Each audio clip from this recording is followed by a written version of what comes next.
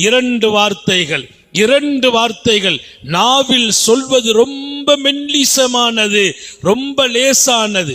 நாவில் சொல்வது லேசானது. சகீலத்தானி அலல் மீசான், தராசின் வெயிட்டை அதிகமாக்கும், நன்மையின் தட்டை கனப்படுத்தும்.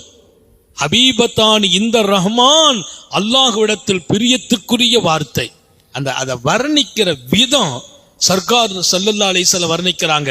ரெண்டு வார்த்தை உன் நாவிலே சொல்வது லேசு, அது தராசை வெயிட்டாக்கி விடும். நன்மையின் தட்டு கனத்தால் தாளணும். அந்த ரெண்டு வார்த்தை நீ சொன்னால் தாளும். அல்லாஹ்வுக்கு பிரியமானது அது என்ன வார்த்தை? சுப்ஹானல்லாஹி வ பிஹம்திஹி சுப்ஹானல்லாஹில் அலீம். புகாரி ஷரீஃப் முடியும். புகாரி ஷரீஃபை இதை கொண்டு முடிக்கிறாங்க. சுப்ஹானல்லாஹி வ பிஹம்திஹி அது ஒரு வார்த்தை. இரண்டாவது சுப்ஹானல்லாஹில் அலீம், அல்லாஹ்வை நான் பரிசுத்தப்படுத்துகிறேன், அவன் புகழுக்குரியவன். அவன் எவ்வளவு புகழுக்குரியவன்? அவன் புகழுக்கு எல்லையே இல்லை. சுப்ஹானல்லாஹில் அலீம், அல்லாஹ் யார்?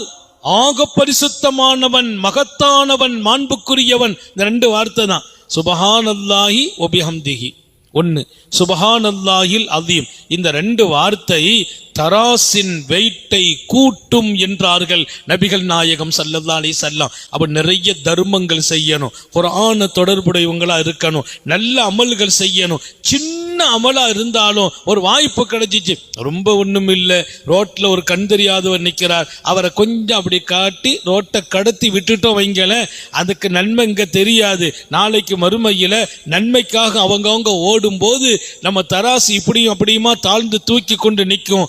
அந்த இடத்துல அல்லாஹ் சொல்வானா, ஒருத்தருக்கு இவர் வழிகாட்டினார்ல, ரோட்ல கண் தெரியாம நின்ன மனுஷனுக்கு அந்த நன்மையை தூக்கி இங்க வையுங்கிறான். அந்த நன்மையை தூக்கி தராசில என் நன்மையின் இடத்தில் வைத்த போது அது அப்படி கீழே தாழ்ந்துரும். தாழ்ந்தவுடன் அல்லாஹ் சொல்வான், சொர்க்கத்தை முடிவு செய்யுங்கள். எப்படி வாழ்க்கை? ஒரு குருடனுக்கு வழிகாட்டிய நன்மை என் தட்டை நிரப்பும். ரோட்டிலும் பாதைகளிலும் கிடக்கிற கல்லையும் முள்ளையும் கண்ணாடி துண்டுகளையும் கீழே சறுக்கி பல பேர் விழ காரணமாயிருக்கும் தோள்களை, வாழப்பழ தோள்களை நீ குனிஞ்சி தூக்கி அப்புறப்படுத்தினால் அதுவும் உன் தராசை நிரப்பும், கனத்தை கூட்டும். அப்ப சின்ன அமல்கள் கூட அதை அலட்சியப்படுத்தாமல் இன்னைக்கு நம்ம செய்து கொண்டே இருந்தால் ஒரு கால் நாளை மறுமை நன்மைகள் நிறுக்கப்படும். அந்த நேரம் நம்முடைய வெயிட் கூடும்.